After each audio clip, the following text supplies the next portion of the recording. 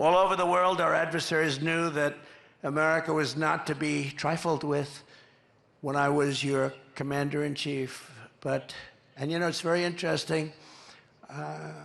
If you look at Hungary, very strong country, very strong leader, Viktor Orban, he said the only thing that's going to save the whole world is Trump has to be president again. We had no problems. We had no problems. He said, we had no problems. I don't use the term, but he did. He said, China was afraid of him. Russia was afraid of him.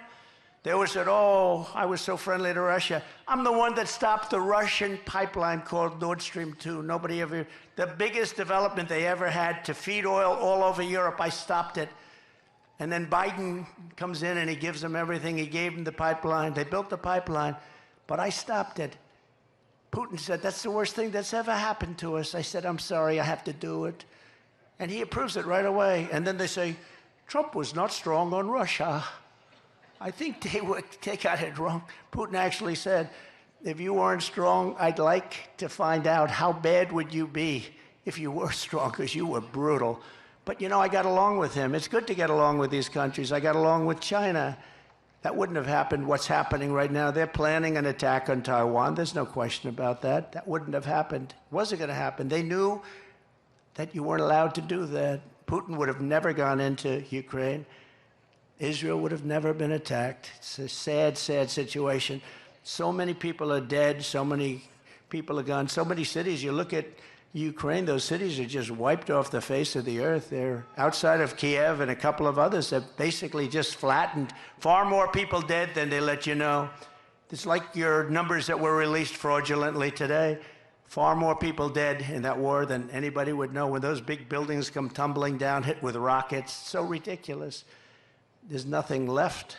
It's so ridiculous. But since the Afghanistan catastrophe, it's been open season on America and our allies. I really believe that the Afghan disaster, what happened, the stupidity and the way we pulled out and the bedlam and all of that, it would have been very smooth. We were going to get out with strength and dignity. But when Putin saw that, he said, wow, those people don't know what they're doing. They're overrated. And he went in, and the same thing happened with Iran. Iran was not going to play with us. And now Iran is a rich nation. They have $300 billion. They had no money.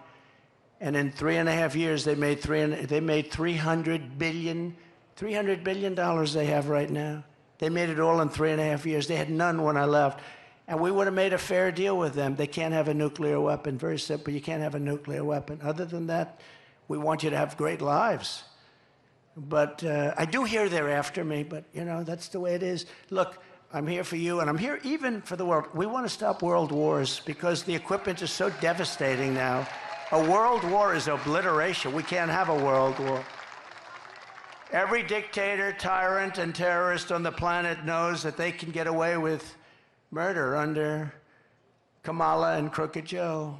Kidnappers are getting millions and millions of dollars, but now they're getting billions. They're getting billions. What did you get for the 4 people that we released? Sure, they got $6 billion. What is $6 billion? Does anyone know what that means? $6 billion. They got $6 billion. People get kidnapped and, you know, they ask for like, how about $1,000? How about 500? They got $6 billion from these idiots. And you know what happens? When that happens, a lot of people are going to get kidnapped because they say, we're dealing with stupid people. A lot of people. We had 59 people that were hostage, some in North Korea. That's about as tough as it gets. We got people out without paying for anything. We never gave money. We didn't want to give money.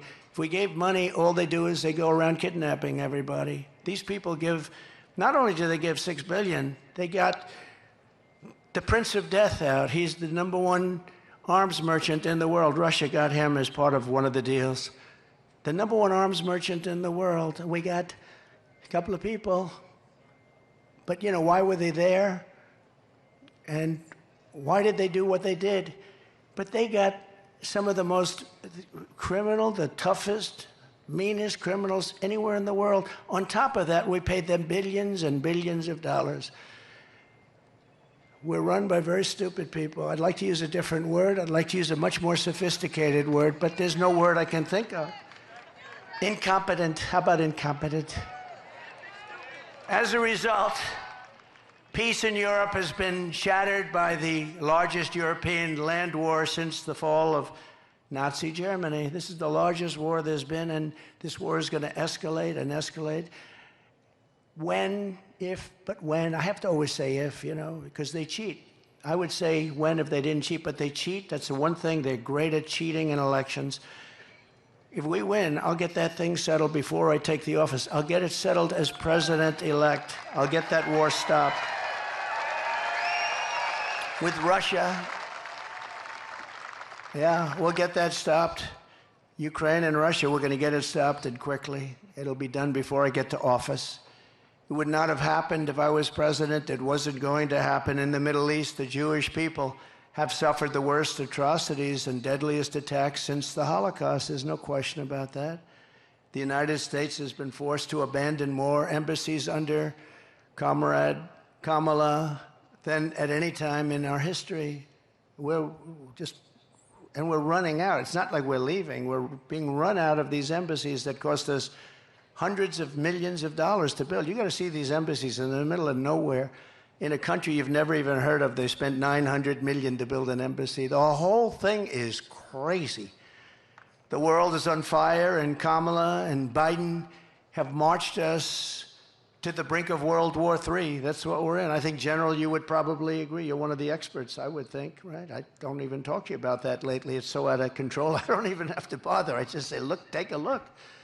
But one of the great experts, and we're on the brink. That's why this November Americans are going to tell Kamala Harris, that we've had enough. We can't take it anymore. You're doing a terrible job. Comrade Harris, you're fired. Get out of here. You're fired. You're no good.